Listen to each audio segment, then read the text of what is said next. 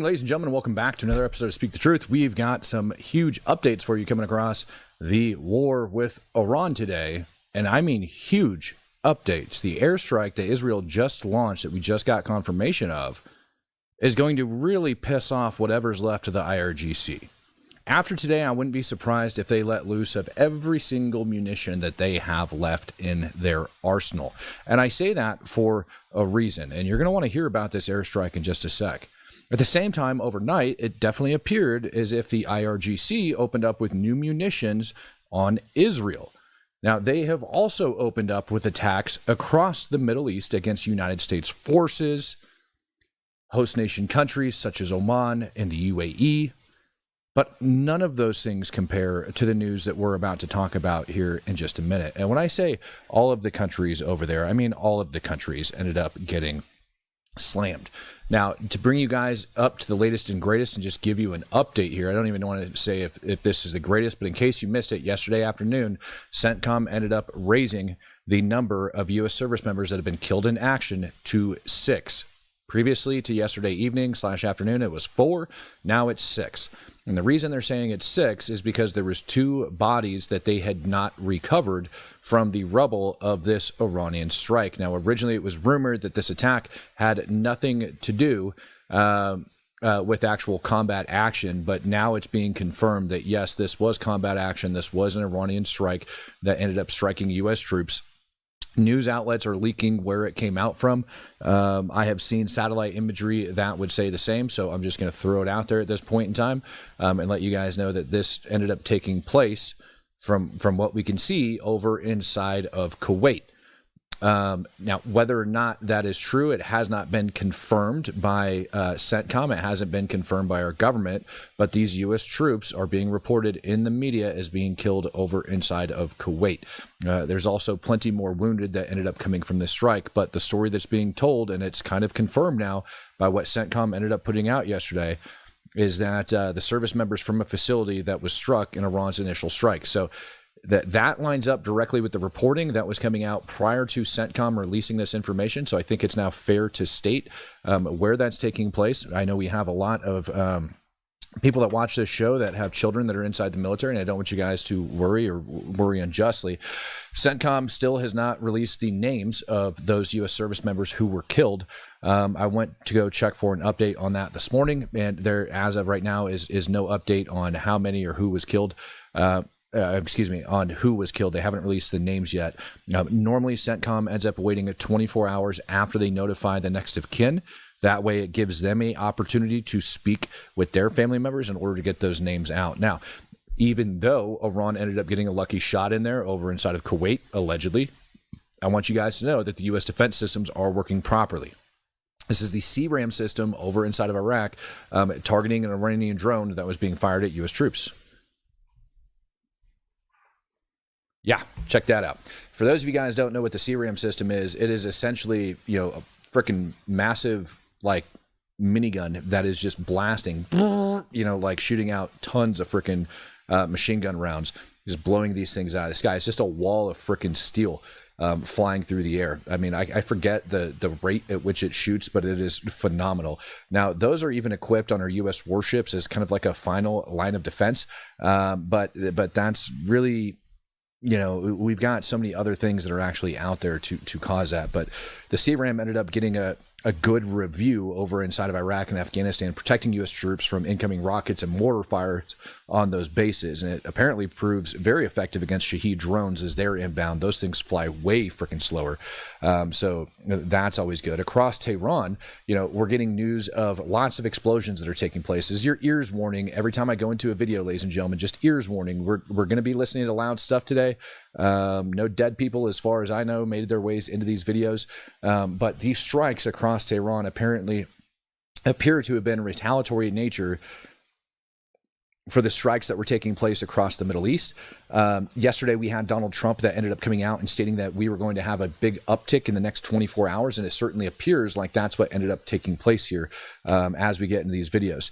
I want to thank Lil Joe for coming in with 10 doll hairs, wishing me a good morning. Good morning to you, sir. Let's go ahead and start rolling some of these films from Tehran.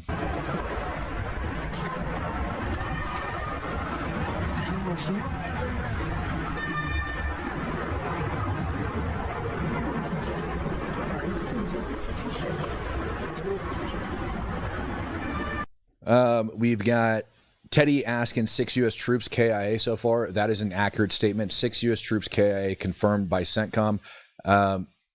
It's just too bad, man. It just sucks.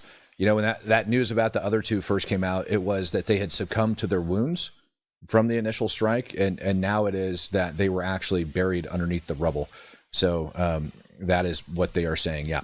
6. Now, these videos allegedly that I'm showing you are from the Iranian Ministry of Defense. This one does not appear to be the same explosion. It is something else that got targeted at a different time frame, or there's just a lot of black smoke in the background blowing in from a different angle. And I'm kind of like torn back and forth because the entire skyline of Iran has been lit up, and it appears to be like a really sunny day over there when you guys see these other videos that you're about to see. So I'm leaning on the side of what's actually in the back is black smoke, and we're looking at another angle because this is also being reported as the Iranian Ministry of Defense building. Now, here's the crazy part. This isn't even the major airstrike that I'm talking about. On any day of a given war, this would be a huge deal, taking out the MOD. On any day of any given war, the MOD being destroyed would be a massive deal. But that's not even the biggest news yet that's about to come out of this.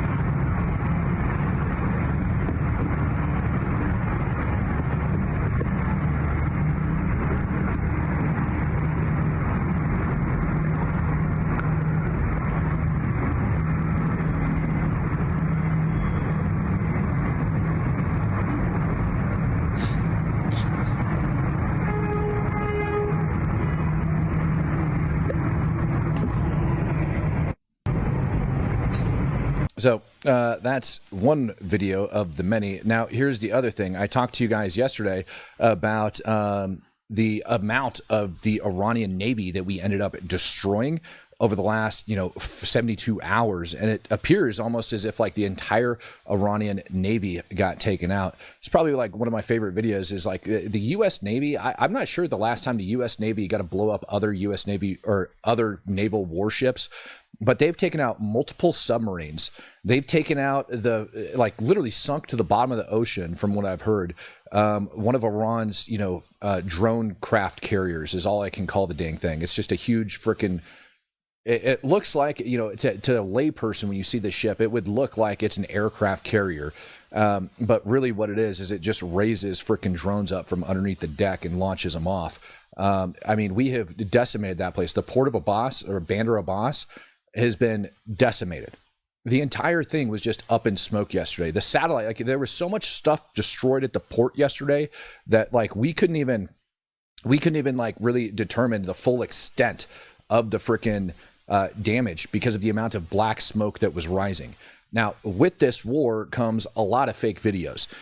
I've seen a lot of horrible freaking CGI, and I've seen a lot of really good freaking AI videos that have came out.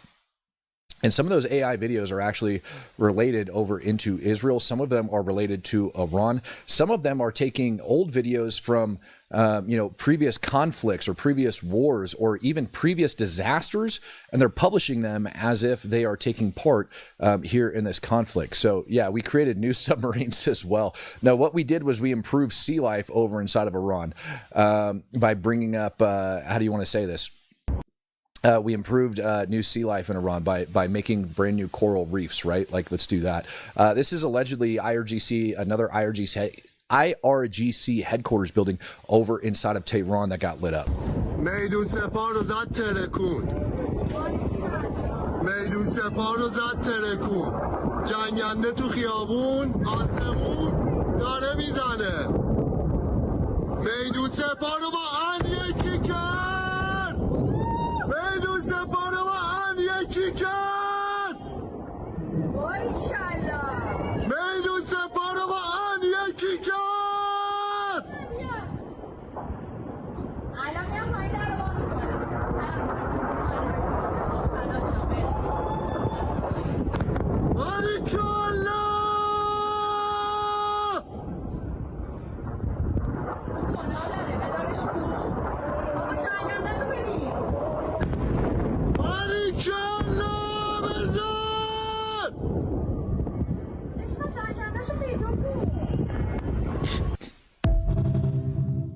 Yeah. So this is pretty much indicative, by the way, of the entire skyline of Tehran yesterday. I talked about this last night. Heard from somebody on the ground over inside of Tehran that was saying, like, basically everywhere they looked, the entire skyline yesterday was just lit up with freaking bombs dropping. And again, Trump, Hegseth, everybody says that the worst is yet to come. And I think we're going to likely end up seeing that today. Some people are saying it looks like Beirut. So it really depends on the different areas of Iran that you're looking at and like where some of these videos are coming out from.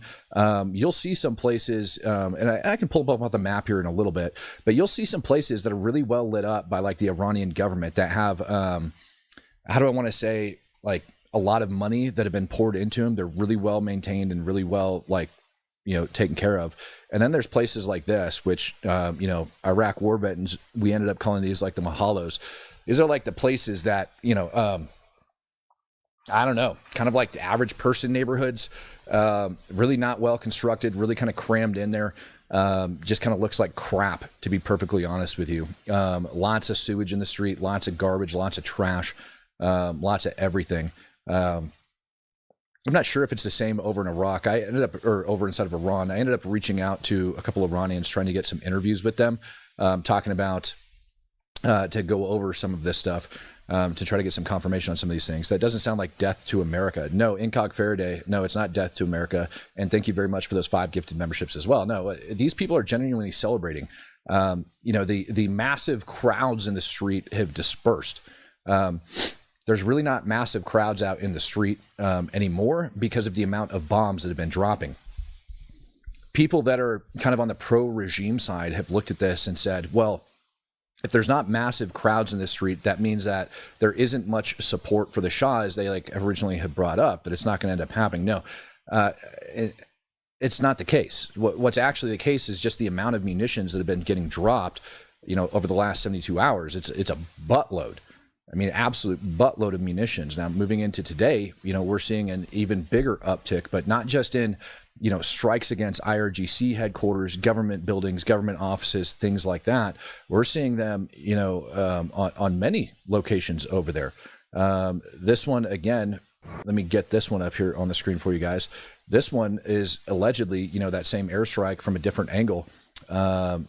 That you can kind of like see out there, a little shorter, image of it. All portions زدن چه زیبا هم زدن. All portions زدن. I love how they're just laughing. Now, it's kind of hard to see because this is low quality video, but what you actually see is a mushroom cloud that is formed up over here.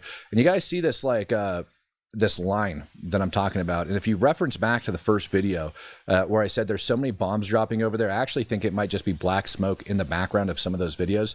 This is what I'm talking about. This video is taken at a very long distance away. It's got a different like camera lens on it. It's going to pull in different light based on the lighting conditions and things like that around it.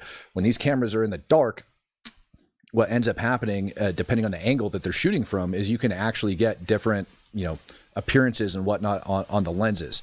And so sometimes I have to actually step back and take a look at these videos and say, what's actually going on here? Like what is going on in this video because of those things? Can you explain buttload? Yeah, buttload would be hundreds of sorties in a single day that are being flown over there. Within the first 24 hours, I got told there was over 1,000 sorties that ended up getting flown over Iran.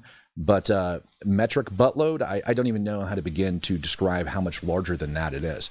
But the point I'm trying to make here is when we look at these videos that I'm putting up on the screen for you, that it kind of depends. Like when I show you guys these videos and I go, look, it could be.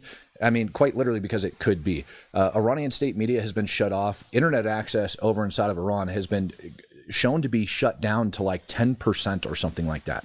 Like it's vastly being freaking, suppressed by the Iranian regime. Like the regime is not allowing a lot of these things to get out. And so it's amazing that we're seeing as many of these airstrikes that we are right now.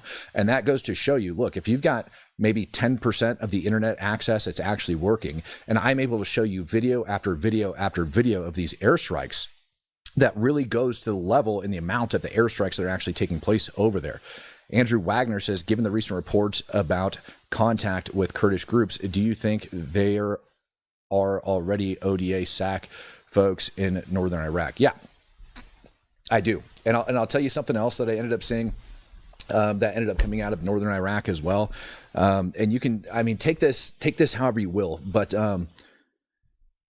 Pahlavi, right? Raza Pahlavi, the crown prince, the guy that all of the Iranians are talking about, saying that he is going to be the one that's going to end up taking over. He is the one that everybody supports over inside of Iran.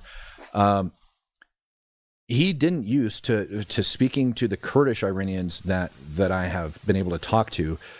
Pahlavi didn't used to be very Kurdish friendly towards the Kurds over in Iran. Like, he was not about that life. And what I saw yesterday was a message of his that ended up shifting away from that narrative that basically was like, hey, let's now get behind the Kurds. And so it's a different stance from where he's at. Now, I've told you guys, I think that, Raza Pahlavi is going to be like the new puppet government that's going to end up getting installed over inside of Iran. I mean, he's met with like numerous leaders from the United States, numerous leaders from the EU, and it just would make sense with the movement and the amount of, support for the Iranian people that are kind of like behind him, that want him to be in power, that, in my opinion, when he speaks, like that one video that I showed you guys that day, where he is literally pushing the West's narratives.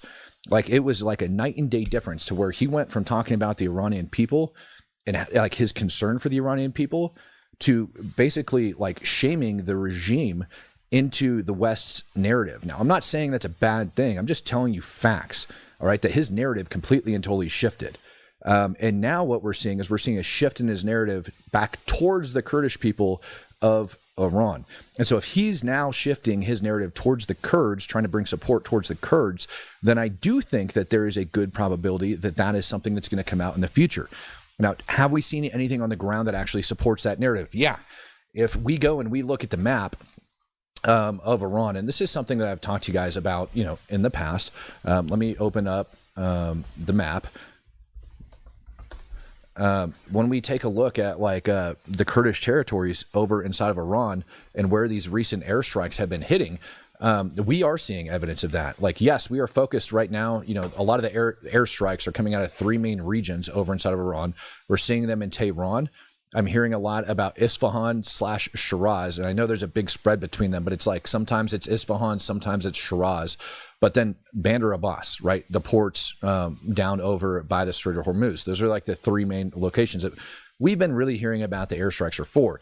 But yesterday they opened up with a new series of airstrikes that were over in the west of Iran. And they're all in Kurdish territory, which is what's amazing to me. And so these airstrikes that ended up coming out yesterday, we're talking about border control points that were being smashed allegedly by Israeli airstrikes on border control points. So if they're smashing border control points, being ran by the regime, there's that. Now, the other portion that I talked about last night was this town right here, Sinadaj. It's a pretty major city over in Kurdish territory. From what I got told was that Sinadaj is not necessarily pro-separatist, if you will, I guess is the best way to say it. But it's not necessarily pro-separatist. It's more like less like happy to have like, a conclusive Iranian government. And yesterday there was reports of airstrikes that took place inside Sinadaj that basically took out 200 regime troops. So we had airstrikes over in this area that ended up taking out 200 IRGC forces. I heard it was Israel, but to me, when I look at the airstrikes that take place, we have the United States that's basically breaking down and it's going against members of the IRGC and taking out some of their capabilities. And Israel is more or less focused on the political wing. And so when I talk and I say, listen, I think I see signs that this is coming, this is what I'm basing it on. All right. The facts that we see Pahlavi turning his narrative back towards the Kurds, the fact that in the last 24 hours, I'm now seeing upticks in airstrikes up over in Kurdish territory, and particularly hearing about airstrikes that were taking place, over in the western border along, Iraq in Kurdish territory. But then also, that initial video that I ended up playing of the CRAM going off inside of Iraq, I was hearing about, these things taking place. How do I want to say it? Yeah, it's northern Iraq. This is reported as northern Iraq. There was ballistic missile attacks yesterday over inside of Erbil. And so if we're seeing ballistic missile attacks in Erbil, we're seeing lots of attacks in Erbil, like, yes, there is things over in Baghdad, but most of what we're actually hearing about when it goes down to Iraq has nothing really to do with like the capital or main staging points of U.S. forces in the Green Zone, down in Baghdad, any of that stuff.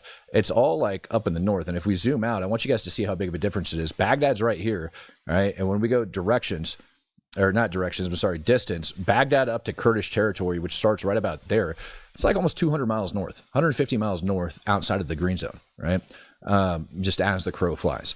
And then so that is the concentration of the ballistic missile attacks. That is the concentration of the drone attacks and things like that we're actually hearing about coming from Iran. And that's all Kurdish territory for the most part that's up there pushing over towards the border, particularly over in like Sulaymaniyah and stuff like that. Sulaymaniyah is supposed to be a beautiful place, like for a Westerner to go visit. They were even claiming during the Iraq War that Sulaymaniyah was like perfectly safe at one point in time. So when you actually start looking at it, yeah, I do think that there's signs that like, you know, the U.S. Is potentially going to start pushing towards that. Now, here is the big strike that I'm talking about. The experts of leadership in Iran were holding a meeting today. There is 88 elected members, and they're all senior Shiite clerics, to be clear, Shiite Muslim clerics. And they serve for an 8-year term, and they are vetted by the Guardian Council. Now, this assembly of experts was holding a meeting this morning to vote on a new supreme leader. And we had word that they were voting on a new supreme leader this morning. This was confirmed, that they were going to be voting on a new supreme leader over inside of Iran. And then what we ended up hearing was not only were they voting and sitting inside their building, you know, getting ready for their next meeting, but then we ended up seeing stuff like this. This is the building. What you're seeing right now is the building where the assembly of experts, you know, the elected 88 members were going in order to vote for a new supreme leader. And Israel launched a massive airstrike on the building, and it is confirmed that they were in assembly when this took place. Now, what is not confirmed is the amount of that council that was in there. I reached out to my contacts because I heard it was an Israeli airstrike to see if they would give me any news. And they are being very like kind of cautious about it, but are confirming that this was an Israeli airstrike that ended up, you know, hitting this building. And they're also kind of sticking to the mainstream narrative right now that, you know, basically what's been released by I-24, which is that unconfirmed if all of the members were in there, but a good chunk of them were. And so we don't know if all 88 of them ended up getting ripped out. Now I see EndureX says, bro, this is bad. You guys don't realize they'll send hypers at political figures. Yeah, here's the deal. We just took out a bunch of senior Shiite clerics. They are elected members, they are elected officials, but we ended up killing a huge chunk of their senior Shia clerics in this airstrike. How well do you think that is going to turn out when it goes down to Islamic extremism? So I'm telling you guys, before I even forget to tell you, that today when you're out and about, and if you guys are watching this or you're going out in public, over the next week to 2 weeks plus, for the love of God, make sure that you're not intoxicated when you're in public. Make sure that you are not drinking. Make sure that you are carrying responsibly, because terror attacks are for sure going to increase after this.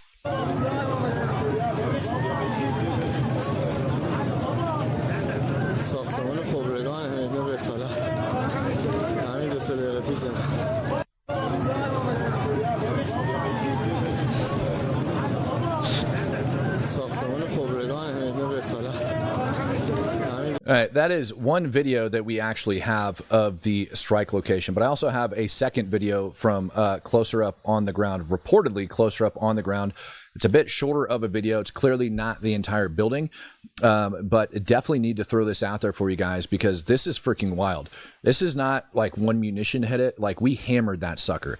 Now, we didn't hammer it as hard as we did Khomeini's compound when we ended up taking out the old Ayatollah. We didn't hammer it that hard, but we hammered it hard enough. So this is significant. Not only can they not vote on a new supreme leader at this point in time because this, but we took out a bunch of freaking senior Shia clerics. Melissa says, at what point do we not send our kids to school? I think you're good to send your kids to school. Schools. Let me play this video and let me answer that question for you, Melissa. I'm gonna freeze my chat so that I can remain on that. Let me play this video for the people, then I'll answer that question.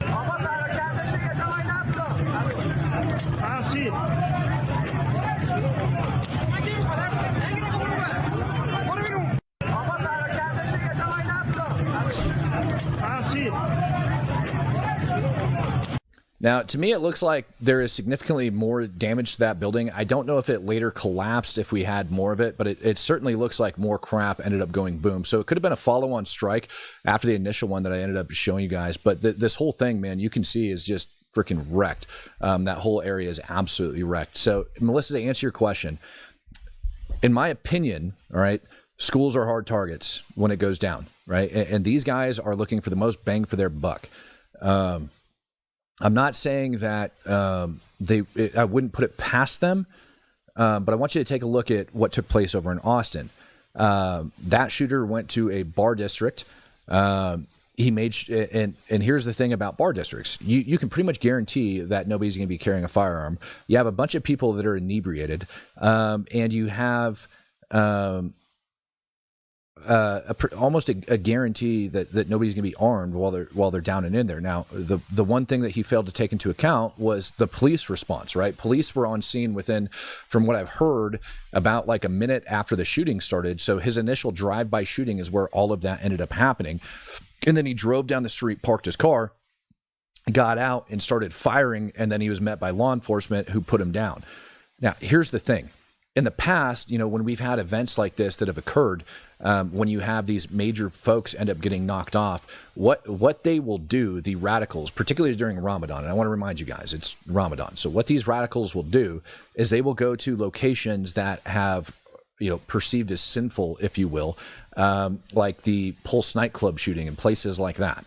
All right. So that's my opinion of what I would be worried about when it goes down to active shooters. Things that are going to be perceived as sinful. Stay the heck away from them, because those are likely going to be your targeted locations for those guys. I hope that answers the question. So I'm not saying that, I wouldn't put it past them to go to a school and try to do that. But yeah, I would be more worried if I was out drinking versus if I was sending my kids off to school for that very reason. And I'd also throw one more thing in there, which is a caveat, which is if you are in a military town, I would use extreme caution, right? If you are near a U.S. military base who really love to drink, and I want you to wrap your head around this. If I want to cause a lot of damage, if I want to make a lot of, social crap, I would choose a military town, and I would go to known bars and stuff where soldiers are constantly drinking at. And that's very easy stuff. Like, you could look at El Paso, Texas. You could look at Fort Bragg. You could look at, Fort Benning, Georgia. I think Benning is the largest base east of the Mississippi, right? So I would look at those types of locations, and I would use heavy caution there. But yeah, have a drink in your yard, hang out with your friends, do things like that. This is just me telling you guys. See questions about churches becoming targets. Yes, absolutely. Take a look at what we're doing. We are taking out, Shiite clerics and stuff like that. I was so freaking tired on Saturday, like going into Sunday, slept like crap, man. I almost didn't go to church on Sunday. And what got me out of bed to go to church is I run my church's security team now. And so that's what got me out of bed to go to church that day. I was freaking swamped, man. I was like, maybe I just need to listen to God and take my day of rest, but I chose not to. And the reason I got up was because of that very reason. Jay Blake says, we have to remember their history. We are dealing with Persians.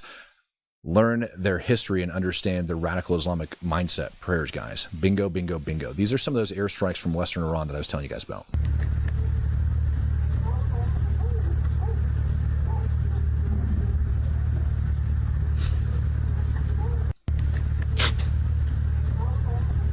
Now, here's the thing about these airstrikes over in Western Iran. Not all of these are targeting, big sloths of freaking regime forces that are built up. and you're about to see some videos from CENTCOM and from Israel here in just a minute about what we've been targeting. IRGC ended up, mobilizing their ballistic missile platforms and sending them out. You guys notice how it's all mountain ranges and stuff like that out there. So there's no fixed location where they're actually launching these things from, and they're actually, moving them out and about. And these are, videos that got released by CENTCOM showing what they are targeting, out and about. And as you can see, they're mobile platforms. And so the Iranian retaliation, if you will, has been these mobile, ballistic missile launchers. They're taking them out of their mountain tunnels and they're bringing them over into random locations across, Western Iran, what appears to be Western Iran, and they're launching them from there. And if you want to know why Western Iran is such a hot spot, in addition to the Kurds and everything that might actually be happening that's going across there, their ballistic missile range. Let me get this up on the map for you. I want to make sure I had my videos spots marked correctly when I put this up. Their ballistic missile range is about 2,000 kilometers. Okay. And so if I take Sinadaj, that place that it was reported at, and I go all the way over to Israel, you're looking at about 1,700 kilometers between point A and point B. All right. Like as we go down, hopefully you guys can see that right down here in the bottom. You're looking at about 1,100 kilometers. We can stretch that out a little bit further. And we can start bringing this further to the west, and now we're pushing 1,700 when we get over towards Tehran. You guys see that right there. So Tehran and in, now you're at 17. So over in the west, you're at 18. You max out about 2,000-ish kilometers right about there, and we're not even all the way across Iran yet, right? And so Tehran and in, all right, so basically from here, what you're looking at is the max range of their ballistic missiles when they're firing these. And that max range, the further out you go, the angle of error gets even bigger. These suckers have about a 2 kilometer minute of angle for error. All right, like 2 square kilometers basically is what you can look at when they're shooting at this range.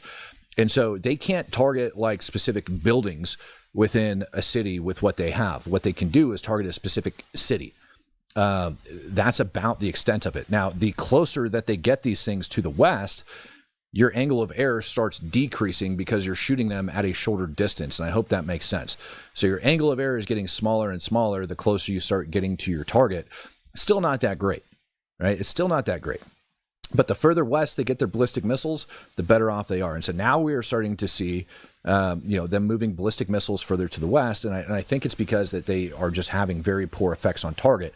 And as they're moving those, out to the west, Israel, CENTCOM, everybody is just like scrambling to blast them as they're tracking these suckers.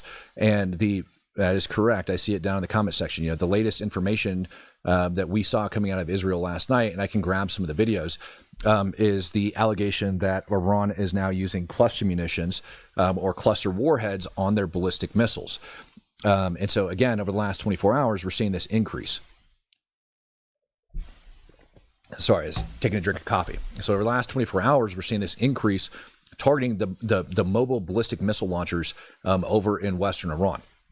And to me, I think that is a sign because the IRGC came out yesterday and said that they were going to be opening up with a new weapon system. So the IRGC said yesterday that they're going to be opening up with a new weapon system because of all of the violence that's been taking place across Tehran.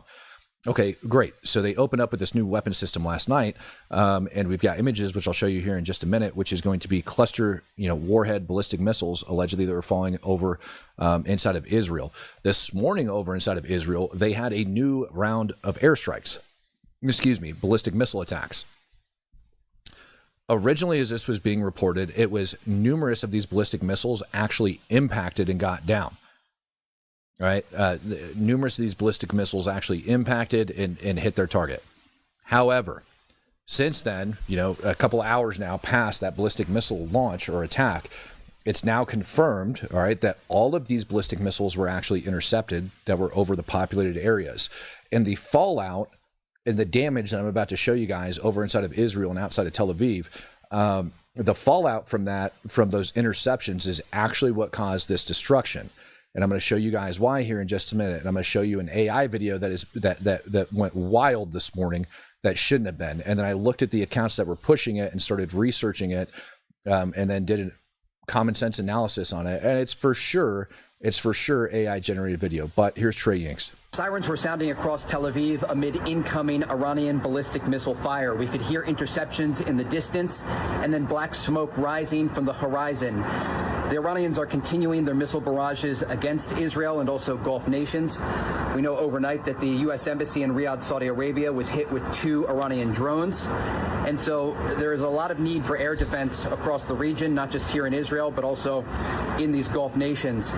In the north, the Israelis overnight sent ground forces into southern Lebanon to build a defensive barrier, they say, and prevent any sort of ground incursions by Hezbollah and Radwan forces along the border. Additionally, the Israelis are striking both Iran and Lebanon today. Explosions and smoke was seen in the Lebanese capital of Beirut. We saw some new graphics that were released by the Israeli military showing what their targets are today in Tehran.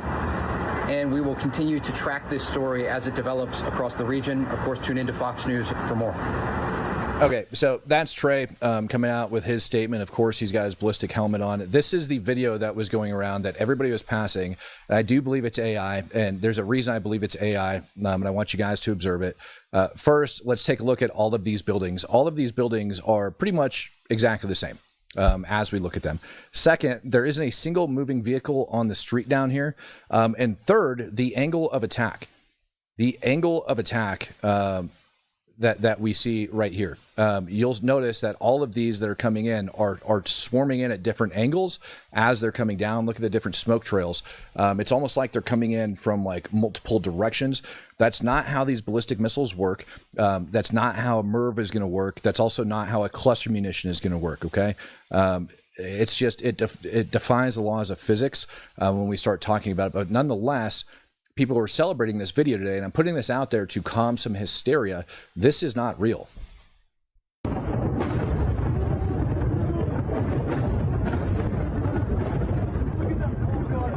Aviv, I can't believe this.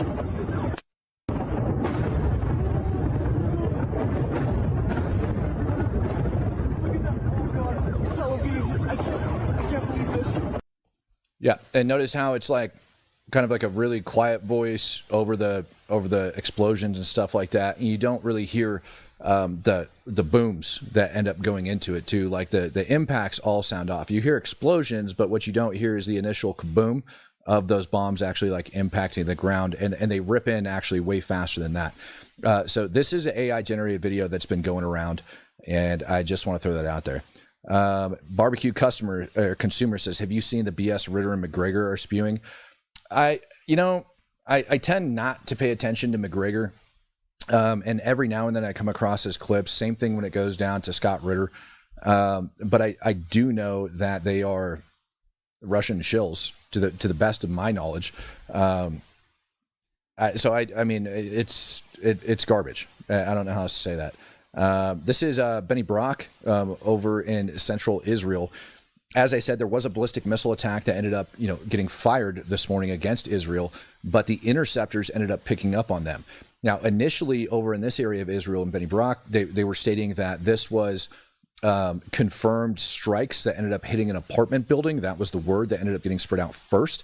And then we ended up getting actual footage from the ground. And I'm not sure which video it is. It's going to come up here in a minute where you're going to actually see the destruction of it. But it's definitely not a ballistic missile strike or a submunition strike from a ballistic missile on any of these buildings, which just leaves fallout.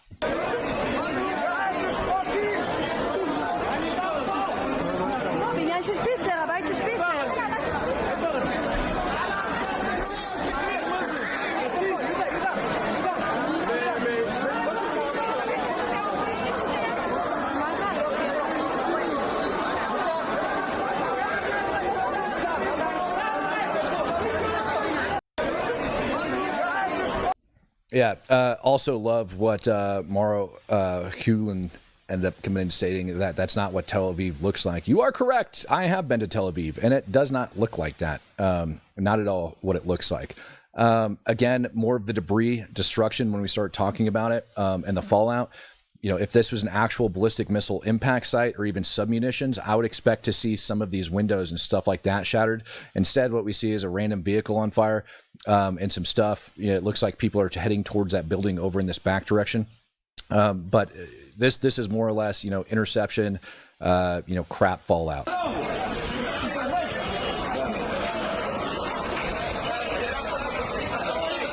זה החדר, פה נפל הטיל, הנה החור, אין פה שום זכר.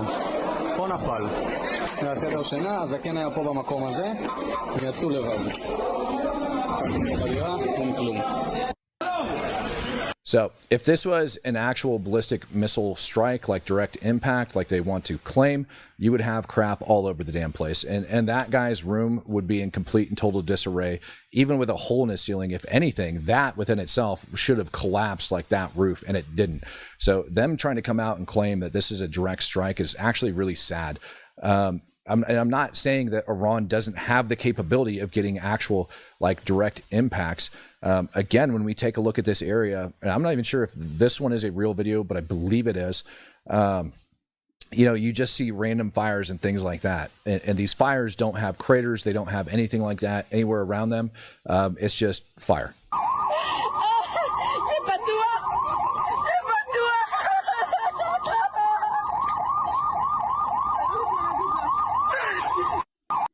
I mean, it's not a direct impact. The area that they ended up hitting is a ultra-Orthodox Jewish area of Israel.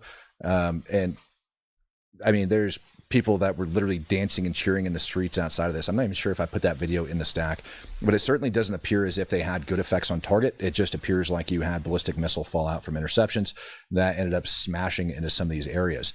Like I said, Isfahan, though, on the other hand, I had to cover that. I could pull up some of those cluster munition strikes from last night here in just a minute. But these are strikes reportedly that ended up taking place over in Isfahan.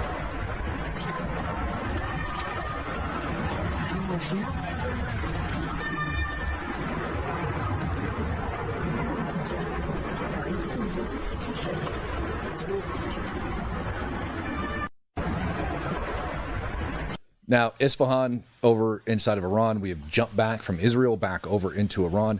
For those that don't know, Isfahan is home to one of Iran's nuclear sites that the U.S. targeted back during the 12-day war, bombed the living hell out of it. Well, Israel also bombed the living hell out of it. Then the U.S. came in and bombed it even more. So there's, different IRGC compounds, sites, things of that nature all around the city. And so what we are seeing here is a massive explosion that ended up taking place. I'm not sure if this was a ballistic missile launch site or if we just dumped so many munitions on it for uranium enrichment or a factory or whatever it is. No word yet on what that actual location was.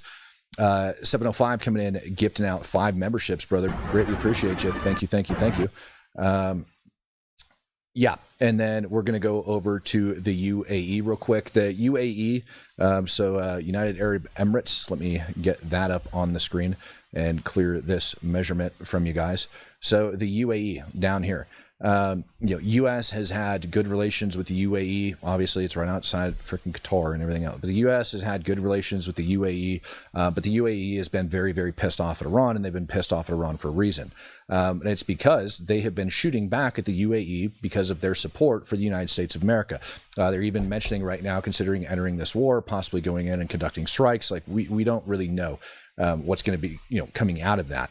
However, what we do know is that their military ended up putting together a video, which I'm not going to play for you. It's a couple minutes long of them giving a conference. I just didn't feel like taking it and translating them, showing off all of this crap.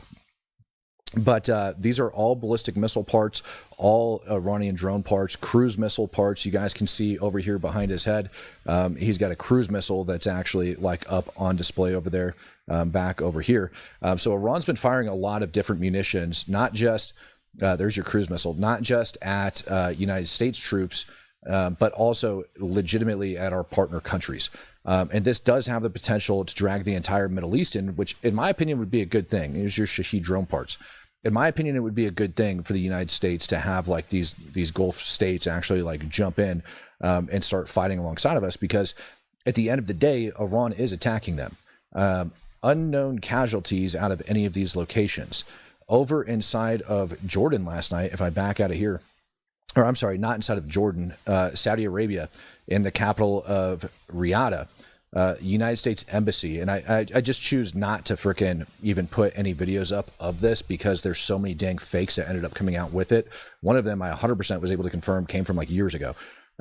So I'm just refusing to put up any. But what has came out is that 2 Shahed drones have impacted the United States Embassy last night over in Riyadh. And at first we thought that it could have been false information or misinformation because the amount of BS videos that were floating around.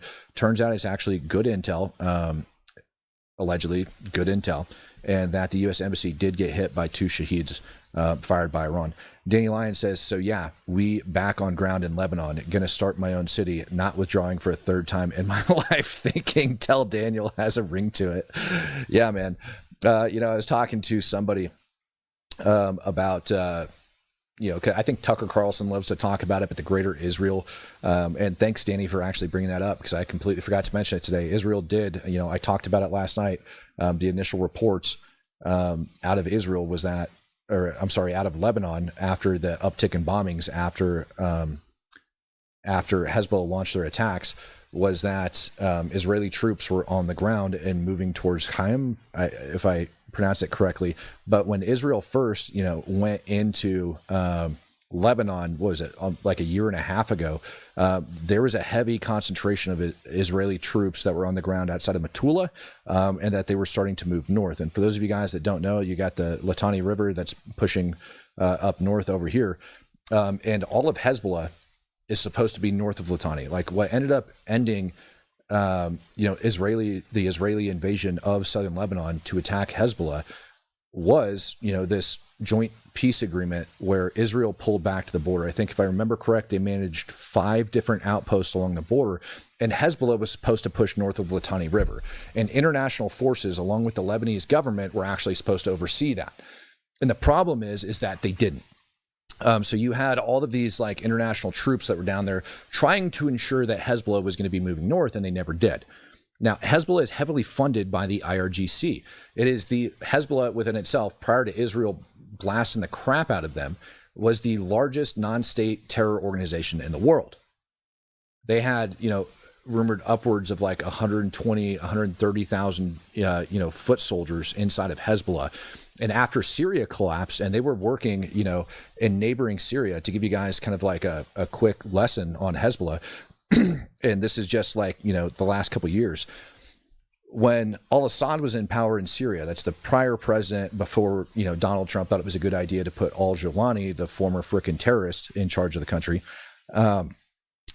Hezbollah was actually working side by side with what's his name, the former president of Syria. I just said it, and now my brain's farting on it.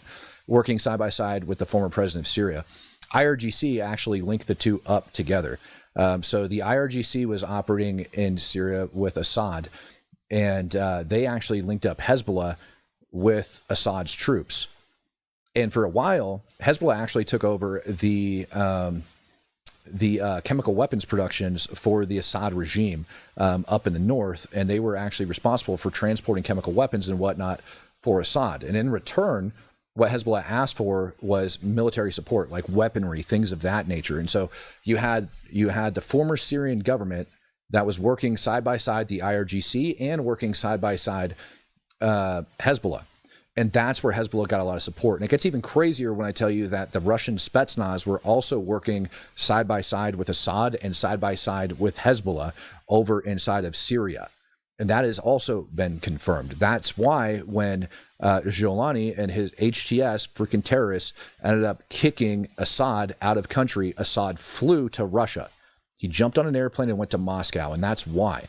And so that's also why Israel, when they went into southern Lebanon, ended up finding a bunch of brand new Russian munitions, brand new Russian weapons caches. And from one of my buddies, what I end up hearing is that they found entire command and control centers, entire C2 nodes in southern Lebanon with like Russian writing on everything. Like the Russians were legitimately embedded. The Russian Spetsnaz were embedded inside of southern Lebanon, working side by side with Hezbollah. So that's what they're doing right there. So now that Israel is going back into southern Lebanon because none of these international troops did their job and kicked Hezbollah out, because Hezbollah opened fire not just on Israel but also on Cyprus. Was it 2 nights ago? They opened fire on Cyprus, and they also opened fire on Israel. Israel's now taking the opportunity to go in there and crush them. If you have cut off the IRGC, right, if we have severed communications with them, and we're taking out their leadership and everything else, the next logical step for Israel when it goes down to Israeli security is taking out Hezbollah and getting rid of them. And Hezbollah is not a small terror organization. They're also embedded within the Lebanese parliament. They have entire sections in Beirut. There is, if you were to go up to Beirut, wow, dude, I am freaking way off today. If you were to go into Beirut, they have an entire area in Beirut, section of the city. It's called Dakhia. And Dakhia is where the former leader of Hezbollah ended up getting killed, and they have an entire underground command center that actually goes in there. And that's where Israel ended up dropping all their bombs and killing Nasrallah. Was it like a year and a half, 2 years ago? Year and a half now, when Nasrallah got killed. And that's why they're also bombing Dakhia over the last 48 hours as well, taking out, Hezbollah's like C2 nodes. That would be command and control, C2, command and control nodes up over inside of Beirut. So U.S. Embassy even put out a freaking warning to U.S. citizens, like basically don't travel. Like if you're here, like bed down. And if you are not here, don't come here. Don't come to Beirut because the whole thing's crazy. So yeah, Danny, when you're talking about wanting to get a freaking your own city over there, a lot of people are pissed off, when it comes to Tucker Carlson talking about like the greater Israel and all that other BS. But the truth is, if this area was secured and it was peaceful, right? Like generally speaking, like y'all have with like Egypt, generally speaking, because, the Egyptian military was working side by side with Hamas. You've got tons of tunnels that were coming out of Rafah. That's where your main supplies were getting pumped into there. That and through the freaking border crossings of all the humanitarian aid that was getting pumped in there. But that's a discussion for another day. Yeah, it would make sense. The United States ourselves, if we were in that situation, we would want to hold on to some of that terrain. People forget, the reason the U.S. has bases in Germany, the reason the U.S. has bases in Italy, the reason the U.S. has bases in South Korea, and the reason we have places like Guam, American Samoa, the Commonwealth of the Northern Marianas, things of that nature, all has to do with war. And it all has to do with keeping the American footprint spread abroad. And so when people are whining and complaining about the greater Israel, I don't think they understand military operations and how they work. It's actually kind of sad. Lebanon is not capable of controlling their own country. Danny says, I posted the initial evac map from South Lebanon for you in the Discord, Israel, Iran, Gaza channel, if you want it for reference. Thank you, sir. I will take a look at that after this. And Phantom Shaman says, Matt, Juice Junkie's birthday today? Oh, happy birthday, Juice Junkie. Happy birthday, friend. I'm not sure how many years young you are, but I always picture you as not being a young man. I don't know. I don't know, but maybe you're the same age as me and I just need to shut my trap and keep reporting. But happy birthday, sir. Happy another year around the sun for you. Joey Watt says, Matt, get yourself some tins of caffeine pouches on me. Thank you for all of your hard work. Thank you, Joey. I appreciate it, man. Ty 777. Hey, Matt, just joined. Great job. Thank you, Ty. Appreciate you, brother. It's good to have you guys on board. Always doing my best to bring, if you guys are new to this channel, I'm doing my best to filter through a lot of the BS and just bring you guys, accurate information as I see it that's actually out there, information that can be verified, that can be, that's out there, and cut through a lot of the BS. And sometimes it doesn't work out so good for the United States. Sometimes it doesn't work out so good for Israel. But most of the time, the amount of lies that are actually floating around on the internet about everybody is out of control. So my goal is to cut through the BS and give you a good military analysis of what's actually going on the ground in these situations. This is Shahed drone, I believe, that was fired over inside of Oman. هاي وحدة تويات تو لا حول ولا قوة صبي طفوا يالله هاي وحدة تويات. All right, so Taz asking me, Matt, do you think domestic airports are safe right now? Wife is flying to Cayman Islands this weekend, and I'm a bit nervous about air travel. Here's what I have heard. I'm not saying that domestic airports are safe from active shooter incidents or anything like that, but as far as like a 9/11 style attack, what I have heard about this upcoming or the planned attack here in the United States is not that it's going to be like it was, 20 something years ago, that it's actually going to be completely and totally different. that they're actually looking at using one-way suicide attack drones in conjunction with active shooters. I know the specific locations of where all of that is supposed to be going down, but I don't want to burn certain members of the community that have given me some of this information. So I want to keep it kind of general and broad. But that is basically what I've heard about that. And so if you're talking about flights, I'm not going to give you a warm and fuzzy and say that airports can't be a target, because they absolutely can. But as far as what I've heard about domestic terror attacks, the airports don't necessarily line up with them. NACDAD coming in and gifting out 99 cents. Jay Blake says, have you heard anything about the MEK going to work yet in Iran? Jay Blake, yeah, I did. So the only thing I heard about them going to work over inside of Iran, it's back out of Lebanon, go back over into Iran, is a couple, it's like now a little over a week and a half old. And it was prior to the launch of the campaign that we see right now. And what the report was, and it came from the MEK themselves, was that they launched an attack to try to kill Khamenei, and that they lost over 100 troops, either killed or captured, on their way to go do it. Then heard information coming out of Iran that confirmed that they did launch an attack. Now, the initial report said that they were duking out basically over in Khamenei's compound, not this Monday, but the Monday before that. So not yesterday, but the Monday prior, is when all of this allegedly went down overnight. What the regime basically came out with was that, yep, they launched that attack, but we got intel of it and we ambushed them along their way, and then confirmed like the same, number of dead. So that is the most I've actually heard about the MEK and what they're doing. Other than that, it's been pretty quiet, but I can look into that a little bit deeper. Matt says, when you are young, you celebrate your birthday yearly. When you're old, you celebrate it every decade. That's just the truth of life. Old people don't indulge. Yeah, man. I'm with you with that. Mystery says, stop eating your steaks well done, Matt, and stop putting ketchup on them. Yeah, that's not what I do, bro. I do not do that. You know better than that. No, medium is the most a steak should be cooked. Medium rare is the appropriate temperature, in my opinion. Medium rare to medium, somewhere in there should be the appropriate temperature. And the only thing that ought to really go on it is salt and pepper, maybe, and I use maybe, some different types of seasoning, maybe, and I use the caution maybe. I do like garlic butter, things like that on it. But yeah, that's how I view steaks, man.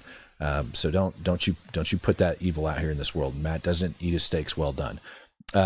That location in Kuwait where the U.S. troops ended up getting hit, this is allegedly satellite imagery of it. Then it was supposedly over near a civilian port. And you guys can see the big building right there in the middle, this one, okay? And this big elongated one that I'm kind of slowly circling. Allegedly, this is the building that the U.S. troops were in when it ended up getting hit. I didn't realize I even had this stacked up in my deck, and I realized it probably came out a little bit earlier when I talked about the U.S. troop deaths. But it most certainly looks like that building ended up getting completely decimated. And it definitely aligns with the reports that we hear coming out of SOCOM, or not SOCOM, but CENTCOM, that those U.S. troops were, the latest two that they announced yesterday evening, were buried inside that rubble, and they had just recently recovered their bodies. Heard that the building was on fire and it was causing a lot of problems. And so that is like what basically took them so long to get in there and get them. Dumb Mutta says Pro Pahlavi and IRGC both hate Mech, Matt. They are a joke. Yeah, apparently everybody does, but either way, they tried to kill the Ayatollah. And yeah, the deal is that the Pro Pahlavi people, from what I've heard, I'm kind of new to the Pro Pahlavi crowd, but from what I've heard, they hate the Kurds as well. And that the Kurds have always been kind of like crapped on. So it's not even about, the Mech. It's just in general. Pahlavi has changed his tune when it comes to the Kurds. So, and that's why I think that he's kind of pushing it. Now something that I ended up hearing, earlier today that kind of bothers me, and I'm going to probably close this out with it, because this is going to be my new focus, I think, of stuff that I'm going to look into today, is this statement by Steve Witkoff. If you guys follow me over on Twitter, you are probably aware of what I'm about to rage about, but I'm going to let him speak, and then I'm going to rage. 90% material, Sean, can be brought to 90%. That's weapon grade. weapons grade, in roughly 1 week, maybe 10 days at the outside. The 20% can be brought to weapons grade inside of 3 to 4 weeks. And let me say this, because I forgot this small little detail. In that first meeting, both the Iranian negotiators said to us directly, with no shame, that they controlled 460 kilograms of 60%, and they're aware that that could make 11 nuclear bombs, and that was the beginning of their negotiating stance. So they were proud of it. They were proud that they had evaded all sorts of oversight protocols. So here's the problem with his statement.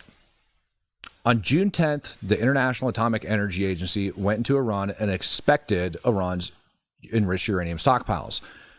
They said that there was 440 kilograms of enriched uranium, up to 60%.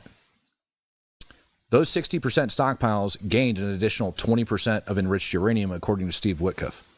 Now, according to the Trump administration, prior to this, following the 12-day war, we had decimated their, nuclear enrichment program, or their uranium enrichment program. They weren't able to enrich uranium after we smashed them. But Steve Witkoff just said that they claimed to have enriched an additional 20 kilograms of uranium. Now, we didn't destroy any of their stockpiles because they said that they had 460. So either we completely destroyed their stockpiles and totally screwed up, and they just enriched 460 kilograms since June, or they add an additional 20 kilograms, which I think is more than likely, because the regime had came out following the strike and ended up stating that they had actually moved the enriched uranium and that we didn't blow up any of it. And I want you to listen to Witkoff's statements. Then I want you to listen to what Trump admin's been saying for the last 8 months. That yes, we destroyed their we destroyed their ability to enrich uranium. We set them back a decade, I think, if not decades, was the words that they ended up using. Why? How did they get an additional 20 kilograms of uranium?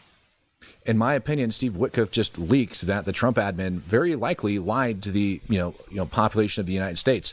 I think it wasn't that long ago, a couple of weeks ago, that I want to say it was Rubio said that they were trying to reconstitute their program, but they haven't quite got there yet. And they recognized that they hadn't got there. Well, if they haven't got there yet, how did they get an additional 20 kilograms? Did they just pull it out of their butt? That's not how that works. 99% of the work is done when it goes through uranium enrichment once you get it up to 60%. 99% of the work is done once you get it to that level, which is why he said it only takes a week to get it up to weapons grade. Peter Dill coming in, gifting out a Speak the Truth membership. Mitchell coming in, gifting out 99 cents. Thank you very much. This is a problem. This is a problem to me. I don't appreciate being lied to by my own government. Matt Borgeson says, when you talk about the curds, I only think of the cheese curds. They taste good, but give you the runs like the curds. The Kurdish. Oh, man. I don't even want to go there. Ladies and gentlemen, I hope you enjoyed today's episode of the Speak the Truth podcast. I'll catch you guys next time. All right. In the meantime, ladies and gentlemen, peace, love, happiness, and God bless.